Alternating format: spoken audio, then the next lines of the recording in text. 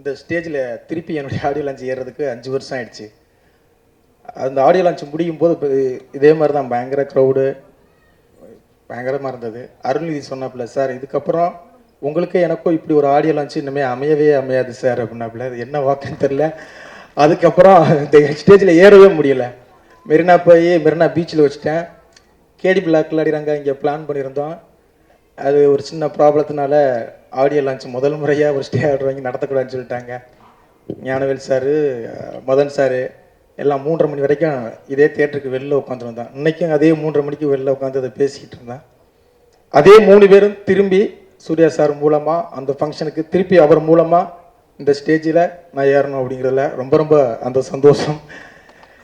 ஏன்னா 5 வருஷம் சூர்யா சார் நானும் எஃப்எம்ல உட்காந்து இன்டர்வியூ கொடுத்துக்கிட்டு இருக்கும்போது பசங்க 2 ஏன் அப்படிங்கும்போது உண்மையிலே பசங்க படத்துக்கு அப்புறம் கொஞ்சம் பணம் பண்ணிக்கிட்டு இருந்தேன். திருப்பி பசங்க 2 மூலமாக படம் பண்ணுறேன் அப்படின்னு சொன்னேன். உண்மை அதுதான். இடையில அதுவும் ஒரு நல்ல இதுதான். ஆனால் ஆவின் பால் பண்ணிக்கிட்டு இருந்தேன். இதுதான் தாய்ப்பால். ஒரு நல்ல விஷயத்த சொல்கிறோம்.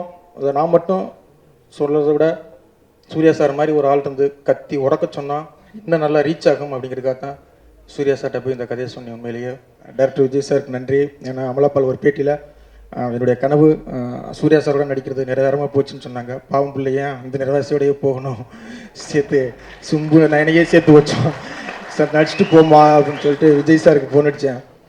சார் அவங்க நடிக்கிற இல்லை சார், ஐடியா இல்லையே சார் அப்படின்னாரு. அவர் கொஞ்சம் சேஃப்டியாகவே இல்லை சார் அம்மாக்கிட்ட கொஞ்சம் கேட்டு சொல்லுங்க அப்படின்னு. கேட்ட உடனே வெண்பாவை நான் கண்டிப்பாக பண்ணுறேன் அப்படின்னு சொன்னாங்க.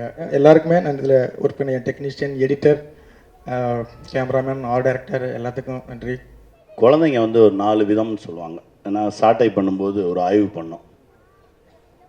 நமக்கு இருக்க பிரச்சனையே அதுதான். அந்த 4 விதத்தில் நம்ம குழந்தை எந்த விதம் தெரியாமல் தான் போராடிட்டு இருப்போம். ஸ்லோ லேர்னர்ஸ், அதாவது 2 வாட்டி 3 வாட்டி சொன்னால் தான் புரியும் குழந்தைங்களுக்கு. அப்புறம் ஃபாஸ்ட் லேர்னர்ஸ், கற்பூரம் மாதிரி சொன்ன உடனே பற்றிக்கும். மாடரேட்னு ஒன்று இருக்குது, அது வந்து சராசரி.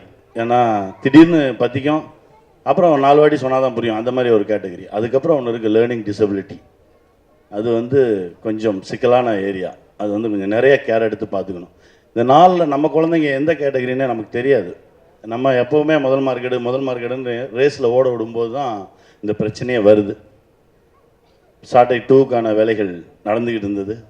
அதுலேயும் ஒரு விஷயம் எடுத்தோம். அது ஒரு கவிதை ஒன்று படித்தேன். அது படிச்சுட்டு தான் சரி இது பண்ணலாமே, இதை ஒரு படமாக பண்ணலாமே அப்படின்னு தோணுச்சு. கலீல் ஜிப்ரான் அவர்கள் எழுதிய கவிதை. உங்கள் குழந்தைகள் உங்களின் குழந்தைகள் அல்ல, உங்கள் வழியாக இந்த உலகத்திற்கு வந்தவர்கள், அவ்வளவுதான்.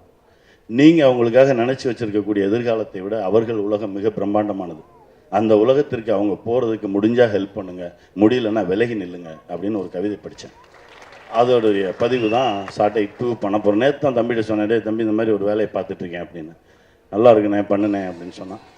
பசங்க 2, பசங்க 1 பண்ண சாதனையை விட இன்னும் நிறைய சாதனை பண்ணணும். என் தம்பி இன்னும் நிறைய வெல்லணும். தம்பிக்கு வாழ்த்துக்கள். It was really nice because I got back to my childhood days while shooting Haiku, and I'm very proud that I'm part of a team which just doesn't talk about the issues.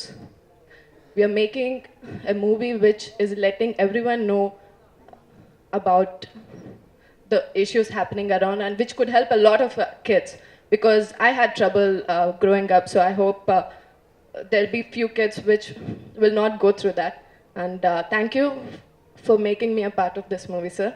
இது ஒரு ரொம்ப முக்கியமான ஒரு படம். நான் வந்து எனக்கு அவ்வளோ எக்ஸ்பீரியன்ஸும் கிடையாது லைஃப்பில்.